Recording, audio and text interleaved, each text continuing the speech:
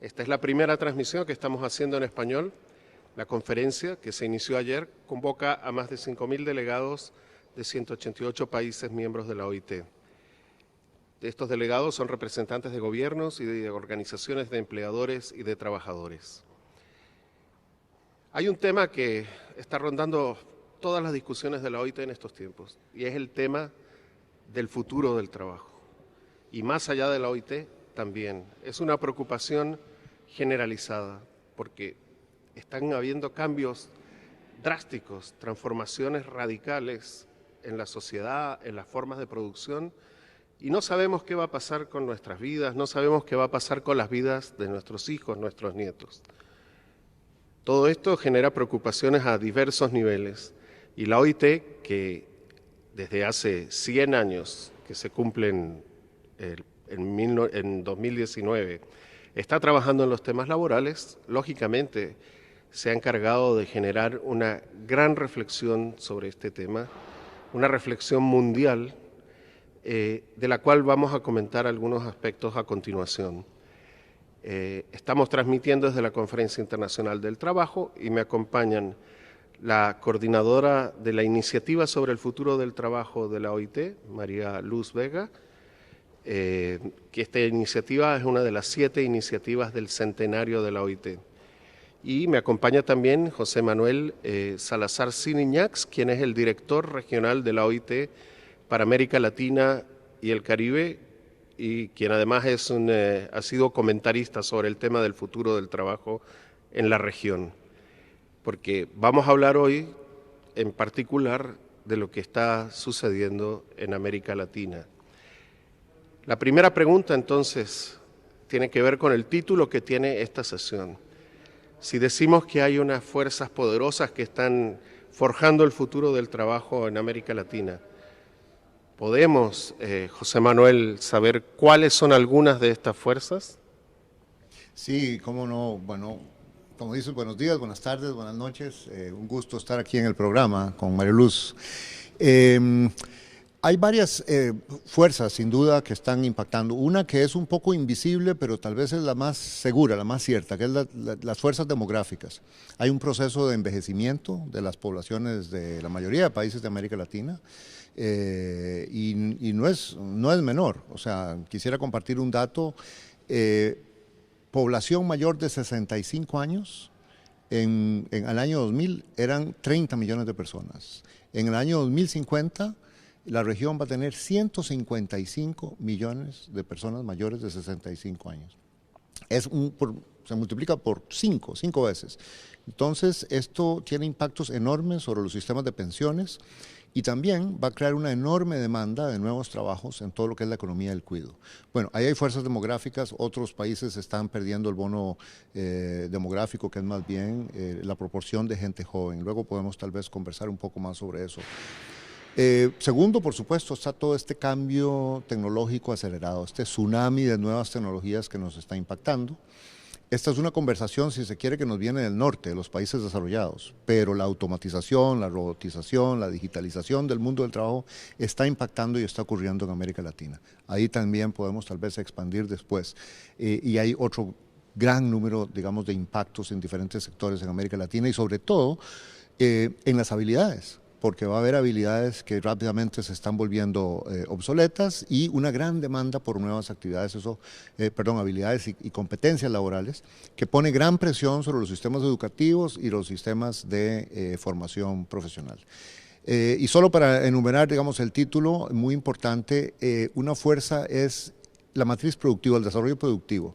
Ahí mucho depende de las políticas que tengamos o no tengamos, porque realmente el futuro del trabajo, la otra cara de la medalla del futuro del trabajo, es el futuro de la producción.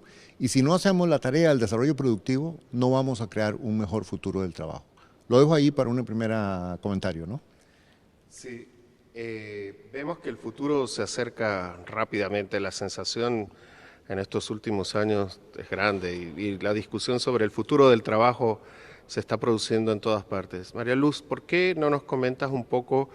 José Manuel se refería al desarrollo tecnológico, que es una conversación que evidentemente tiene mucho que ver con el norte, pero también está impactando mucho en el sur, en la parte del mundo en desarrollo, donde muchas veces cuando se habla de futuro del trabajo tiende a hablarse de inteligencia artificial, de carros eléctricos, de cosas por el estilo.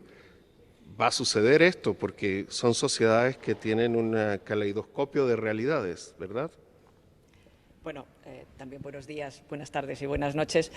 Lo primero es que yo creo que cuando hablamos de futuro de trabajo, hablar solo de tecnología, de digitalización, es un poco limitado. Es decir, es lo que más impacta, porque es lo que vivimos, es lo que más nos choca, pero realmente el mundo está evolucionando a una velocidad tal que incluso la tecnología no parece ser que es el motor esencial.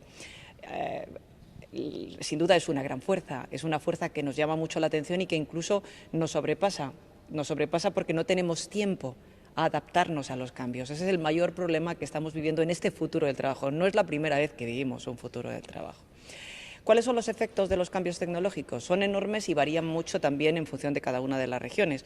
Creo que son muy diferentes las formas en las que está impactando, y no se trata ni de primer mundo ni de segundo mundo. Por ejemplo, en África, la forma en que impacta la tecnología es a través del uso de las aplicaciones telefónicas, mientras que, por ejemplo, en América Latina, el gran incremento de la nube, de la famosa nube, de las datos flotantes, parece ser que es uno de los grandes problemas, lo que tendría muchísimo que ver con los temas de privacidad y con los temas de manejo de confidencialidad de la información, que es un tema muy complicado.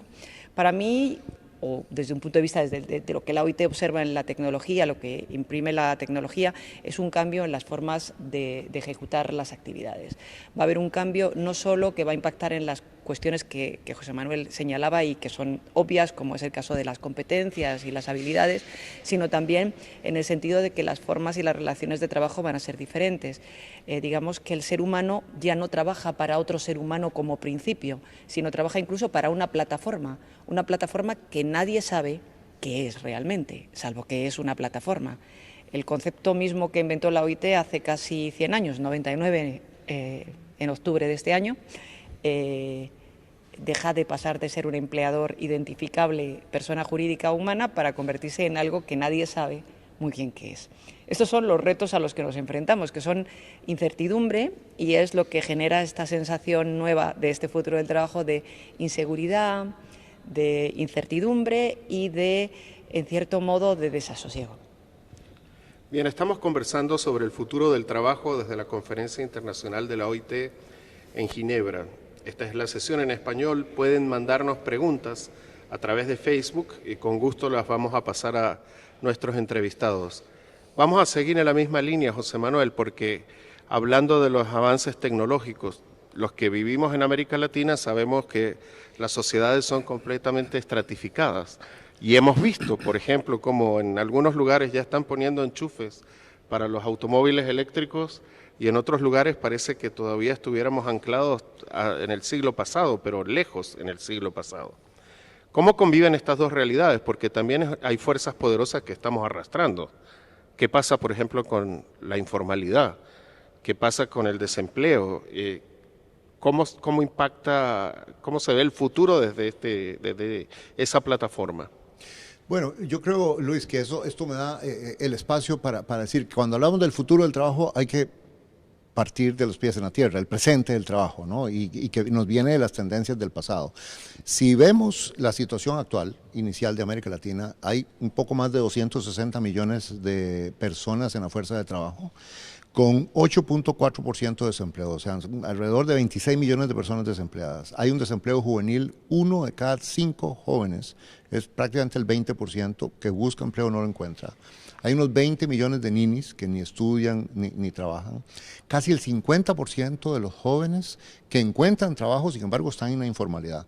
Y el número de la informalidad en promedio para América Latina es 47%. Y además hay discriminaciones y formas muy diversas para diferentes grupos de acceso al mercado de trabajo y exclusiones. De manera que tenemos un presente del trabajo muy duro. Yo diría que se puede usar la palabra incluso de crisis. O sea, 5 años de desaceleración económica y 2 años de contracción han dejado un mercado de trabajo en América Latina muy complejo.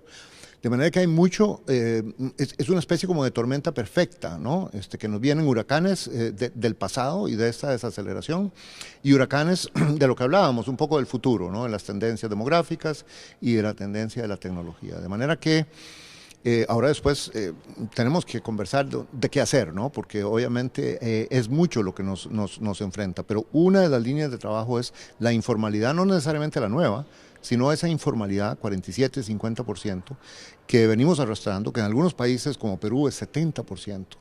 Ahí hay que redoblar esfuerzos y aplicar las diferentes medidas que pueden ayudar a reducir drásticamente esa informalidad.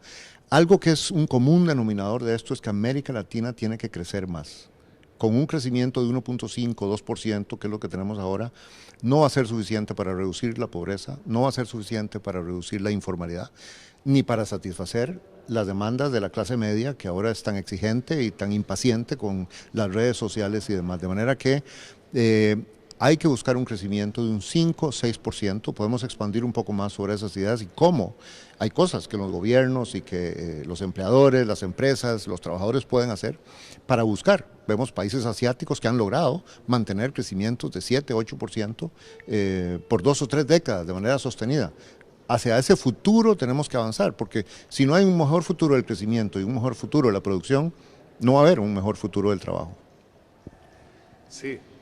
Las fuerzas de las que hablamos están por todos lados. Parece que uno mira alrededor y se da cuenta de que hay cosas que están influyendo el futuro de manera determinante. Hace un rato se mencionaba acá el tema del envejecimiento de la población y cómo América Latina en un par de décadas, poco más de un par de décadas, va a dejar de contar con el bono demográfico. De esto se está escribiendo en muchas partes del mundo y uno de los problemas graves que hay es qué hacer con los sistemas de pensiones. Los sistemas de pensiones están siendo sometidos a grandes discusiones, a debate y a revisiones en todos los lugares del mundo. La gente sale a protestar porque no le alcanza la pensión, porque no está incluida en la pensión, porque está creciendo el número de personas que están requiriendo que les paguen una mensualidad y no hay suficiente dinero. ¿Cómo está abordando ese análisis la OIT? Porque la protección social es parte del trabajo, ¿verdad? Efectivamente, creo que más que un tema de seguridad social o de la pensión como tal, es el tema de la protección social. Y de hecho, la protección social es un concepto más amplio y la OIT ya avanzó o ha venido avanzando en el tema ya con la propia recomendación sobre los pisos mínimos de protección social. Lo importante es que no se trata solamente de garantizar un sistema de pensiones, sino de establecer cuáles son esos mínimos de protección que tenemos que garantizar para toda la población activa.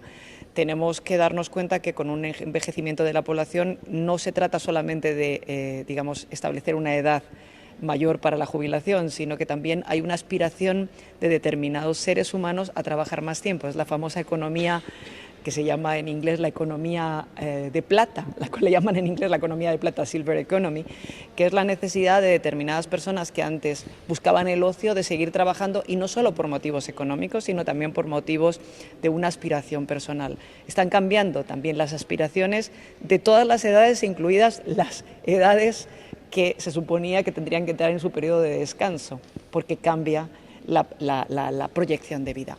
La protección social implica también que miremos otros temas, como hablaba José Manuel del bono demográfico, hay temas como la posibilidad de hablar de rentas mínimas, ingresos universales, son debates que están en la discusión sobre el futuro del trabajo. No hay una posición, la OIT no tiene una posición ni lo pretende, se están de momento observando cuáles son las experiencias y se abre la discusión.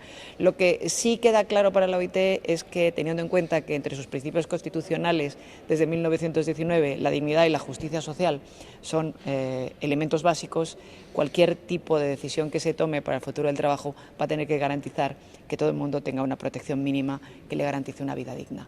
Digamos que la discusión está abierta, tenemos que ver cuáles son las necesidades y no se trata solo de garantizar una seguridad social en el concepto que podíamos tener hace 20 años o hace 10, porque los tiempos van tan deprisa que hoy incluso yo creo que hace 5 ya no pensábamos lo mismo que pensamos ahora, sino de ver cuál es la población que existe hoy en día, qué necesidades tiene de cobertura y cuáles son las posibilidades de garantizar ese tipo de protección social en las diversas edades. Tal vez sobre ese tema, Luis, quisiera agregar que en realidad lo que estamos, como en otros temas, es ante la necesidad de hacer un repensamiento del estado de bienestar en América Latina. Digamos, no es una exageración ponerlo de esa manera. O sea, un poco lo que dice Mariluz, suma a eso, porque por un lado, el estrés sobre el que están los sistemas de pensiones es enorme. En parte porque algunos sistemas de pensiones han sido muy generosos en un momento en que había buenos ingresos fiscales, pero resulta que ahora hay situaciones fiscales complejas y hay sistemas que son muy diversos y que para unas categorías de empleados o de pensionados dan pensiones muy altas y hay mucha gente que todavía no tiene cobertura, de manera que hay ahí, digamos, un tema de justicia social que hay que, digamos, corregir.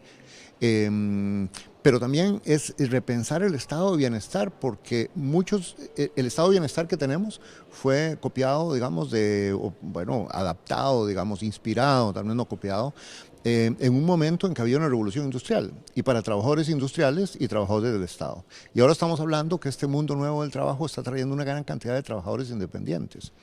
Y esta discusión está en países desarrollados también. ¿Cómo garantizar las pensiones y los derechos laborales clásicos para trabajadores independientes que no están sujetos a la relación laboral tradicional de 20, 30 años con una misma empresa, etcétera? Este es el mundo que se nos viene, que ya está con nosotros, de manera que yo diría, y bueno, y así lo estamos asumiendo, que una OIT y las discusiones son así, que se requiere, particularmente en América Latina, repensar el estado de bienestar. Y para eso, aquí hay un tema de economía política complicado, o sea, eso deben reconocerlo todos los sectores y tener un diálogo social para ver cómo balancear las pensiones contributivas, las no contributivas y demás, para realmente extender la cobertura a aquellos grupos que todavía no están cubiertos y por otro lado traer más justicia a, digamos, la suficiencia o el monto de la pensión para cada uno. Esto es, yo creo, algo esencial de los nuevos pactos sociales, digamos, que América Latina tiene que plantearse. Sí, estamos hablando sobre el futuro del trabajo desde la Conferencia Internacional del Trabajo en Ginebra. Vamos a continuar esta conversación profundizando un poco más en qué se puede hacer. Aquí están llegando algunos comentarios. Fernanda, por ejemplo, nos pregunta, ¿qué tipo de crecimiento económico puede crear empleo formal y mejores empleos para los jóvenes? Yo sé, José Manuel, que tú has estado trabajando un montón en ese análisis. ¿Qué tipo de crecimiento económico? ¿Cómo se logra ese tipo de crecimiento económico? Bueno, el qué tipo es más fácil de describir que el cómo se logra. En esta pregunta, el qué tipo nos lo dice el objetivo número 8. Creo que ahí fueron muy sabios todos los que negociaron, todos los países, el objetivo número 8 de los Objetivos de Desarrollo Sostenible, que dice que se necesita un crecimiento con 3 características o 3 adjetivos, ¿no? Sostenido, que significa que no sea volátil como ha sido de América Latina, sino sostenerlo por 20, 30 años. Bueno, ya eso, sí, ¿cómo? Inclusivo, que significa, bueno, por lo contrario, que tenga tracción en los mercados de trabajo, que realmente genere buenos empleos. Por así decirlo, un crecimiento, por ejemplo, en un país que esté basado mucho en el crecimiento de la minería, que en promedio puede parecer muy atractivo el crecimiento, pero porque hay un sector minero muy intensivo en capital, no genera suficientes empleos. Entonces tiene que ser un crecimiento de amplia base, que jale, que crea sectores diversificados de la producción. Y luego sostenible, que se refiere a todo el tema ambiental. Bueno, podríamos hacer toda una conferencia, de hecho hemos organizado muchas para discutir, ¿no?, estas 3 características. Ahora, ¿cómo hacer esto? Y para tal vez ponerlo de manera simple, en América Latina la discusión económica ha sido muy macroeconómica. Nos hemos preocupado mucho por los balances fiscales, la inflación y los temas de balanza de pagos. Bueno, y eso es muy importante, pero creo que las lecciones, la mayoría están bien aprendidas. América Latina en general, hay algunas excepciones, ya tiene ambientes macroeconómicos que dan confianza. Pero no hemos logrado dar el paso a tener más la discusión microeconómica de cómo hacer apuestas tecnológicas, apuestas a futuro, trabajar en sectores económicos en términos de clústeres, lo que en Europa y Estados Unidos hacen en términos de innovación. O sea, todos los países que han dado saltos tecnológicos han hecho apuestas en países desarrollados, por supuesto, la nanotecnología, la robótica, cosas de frontera. Para nosotros es más simple, la frontera ya eso es una ambición muy grande, pero sí podemos tener una conversación de cómo aumentar esa productividad, que es la mitad de la productividad de los Estados Unidos y nos estamos quedando rezagados. Y ahí las tecnologías están.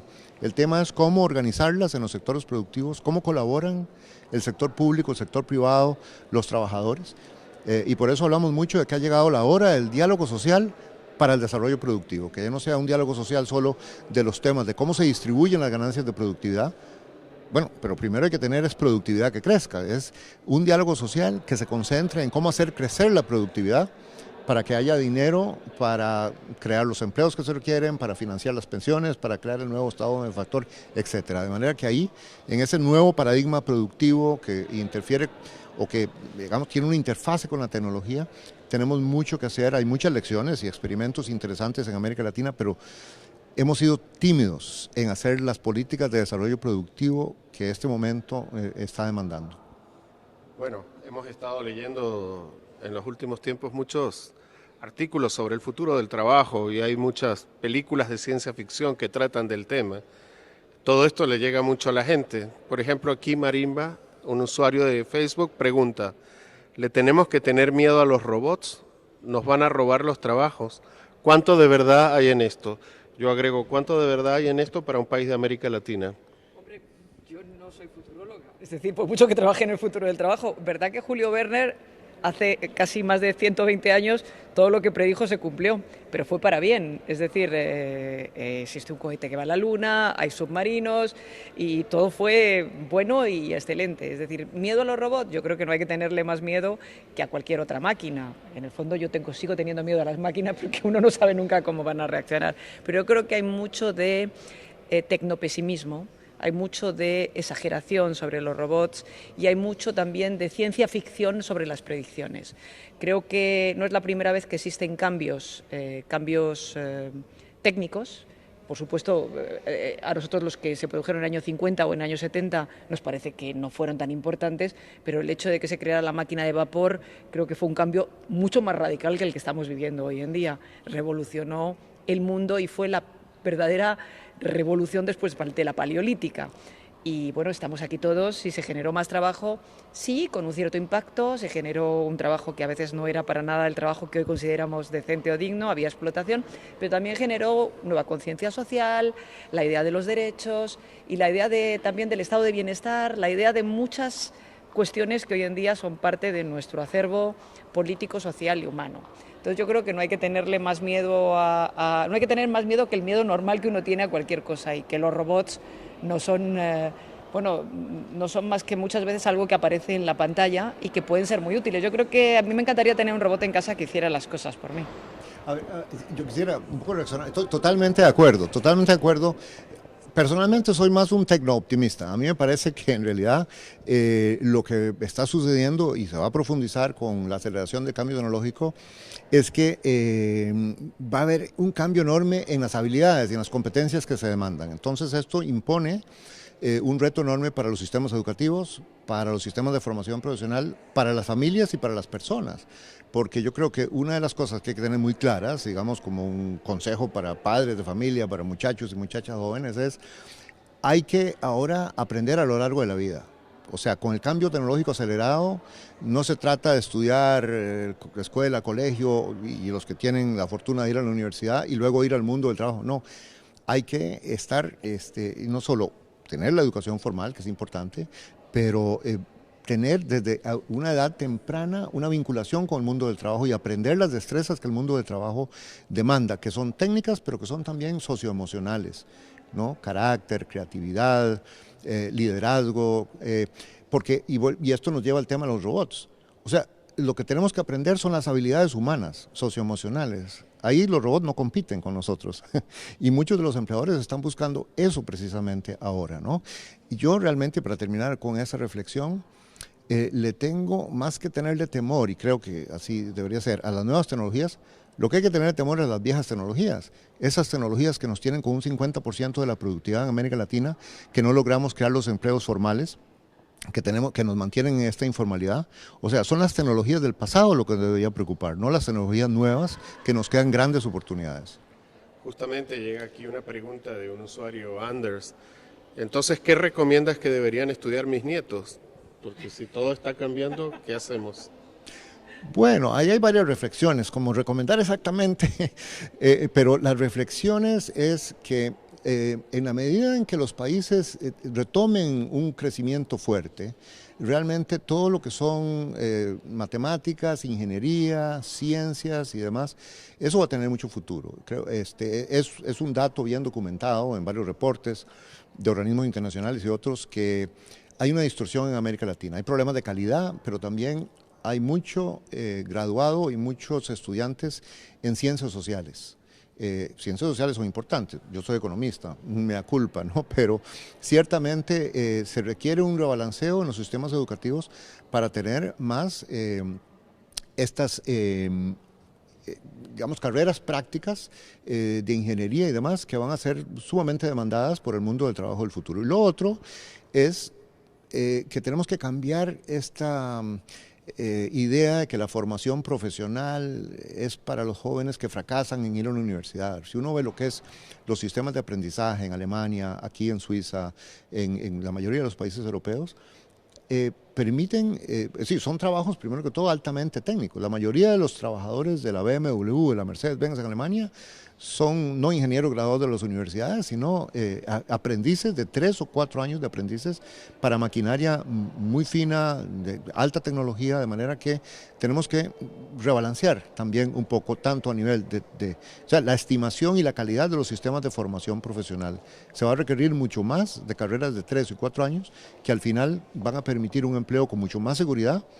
Y ya lo estamos viendo, que mucho graduado universitario luego al final de la universidad no consigue el tipo de empleo que tenía la expectativa de conseguir.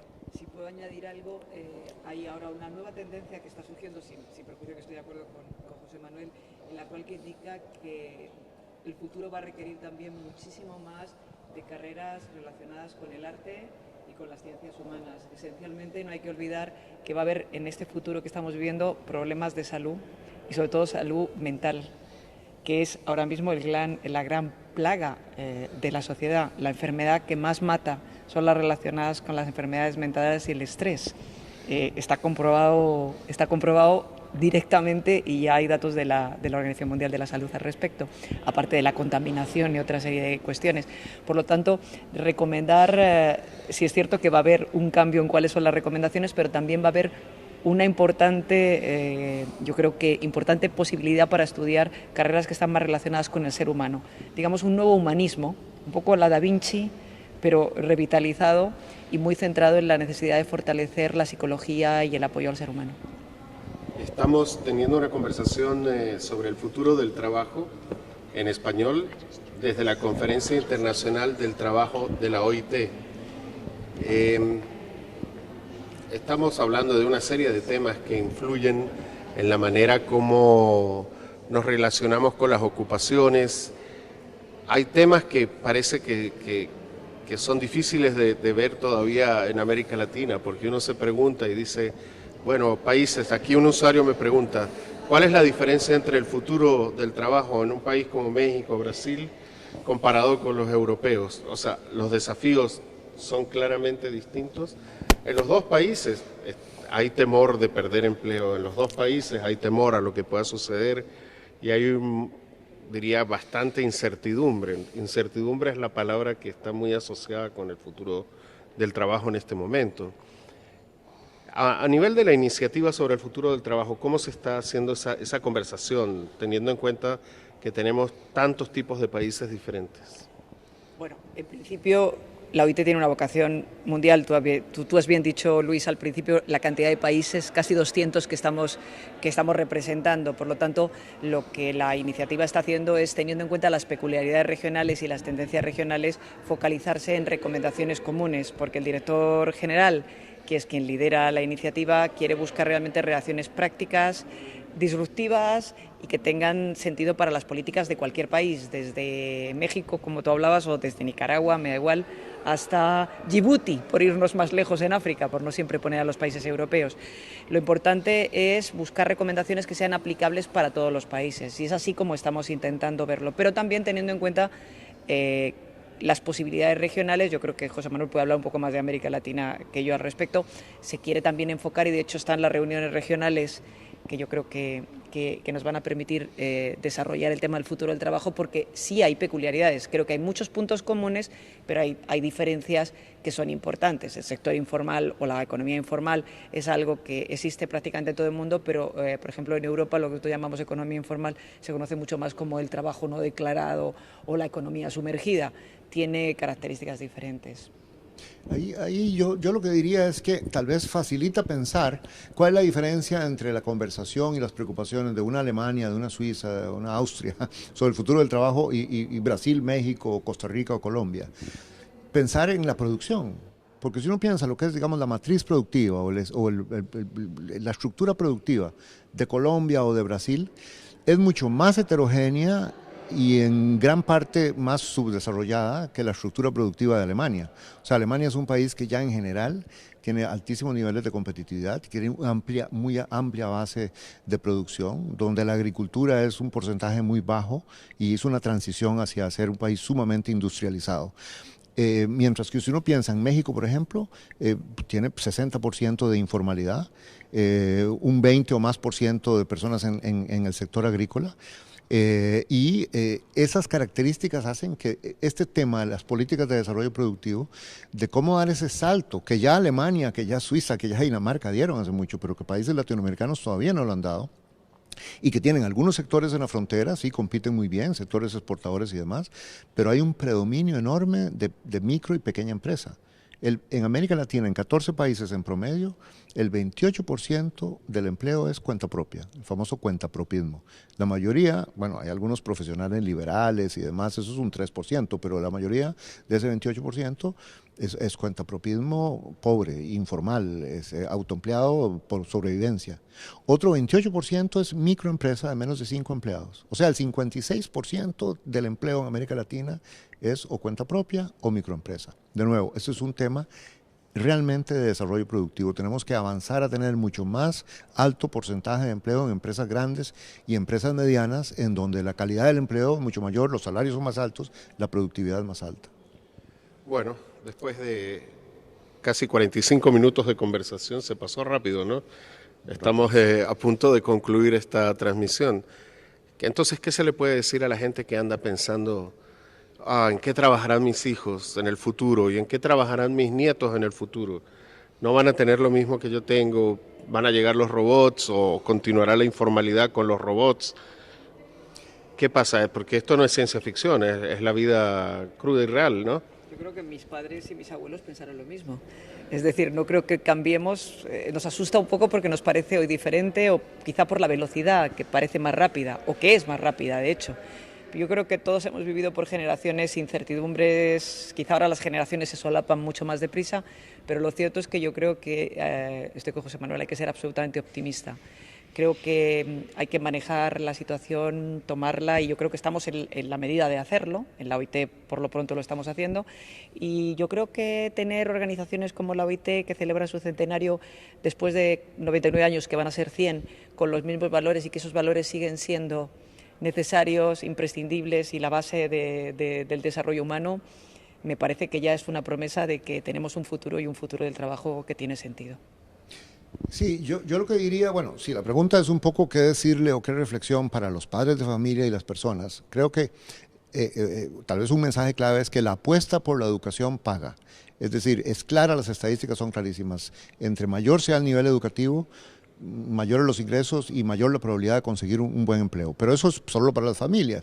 Eso es un mensaje también para los gobiernos, porque si bien la matrícula ha aumentado mucho en América Latina, la calidad de la educación todavía deja mucho que desear y tenemos muchas brechas con los países desarrollados, de manera que hay que correr en mejorar la calidad de la educación. Tampoco hoy hay un tema profundo. Podemos seguir esperando que la clase media o que la gente financie escuelas y colegios privados que son carísimos, porque eso por definición es una gran injusticia social. O sea, tenemos que luchar por tener una enseñanza pública de gran calidad. Pero digamos, ahí hay un mensaje. Y el otro mensaje, creo que es de que es importante reflexionar que los empleos lo crean la empresa privada. es la empresa. Si no hay un ambiente y un clima de inversión para que haya inversiones altas y haya empresas y haya el espíritu empresarial de los jóvenes se desarrollen y hayan los apoyos necesarios en todo sentido, vamos a seguir con estos crecimientos que podemos y algunos amigos llaman nadaditos de perro, de 1%, de 2%, que no sirven realmente para sacarnos del subdesarrollo y de las cifras un poco que di al principio de empleo que dejan mucho que desear. Bueno, les agradezco mucho su participación en esta conversación. Hemos estado comentando algunos aspectos del futuro del trabajo en América Latina desde la Conferencia Internacional del Trabajo. La conferencia que se inició ayer va a durar todavía 2 semanas. Se estarán realizando una serie de debates y discusiones a través de las redes sociales en vivo, algunos de ellos en español, otros en inglés y otros en francés. Mañana, por lo pronto, se realizará una discusión sobre los objetivos de desarrollo sostenible y el empleo y en inglés, y también otra sobre el futuro del trabajo en francés. El comentario sobre América Latina ha sido extenso. Es claro que estamos en una región que está en una encrucijada entre pasado, presente y futuro, pero el mensaje al final ha sido optimista, lo cual nos alegra a todos. Así que nuevamente buenos días, buenas tardes y buenas noches. Estaremos de nuevo con otras sesiones en español durante estos días. Hasta luego. Luis Córdoba, desde la OIT.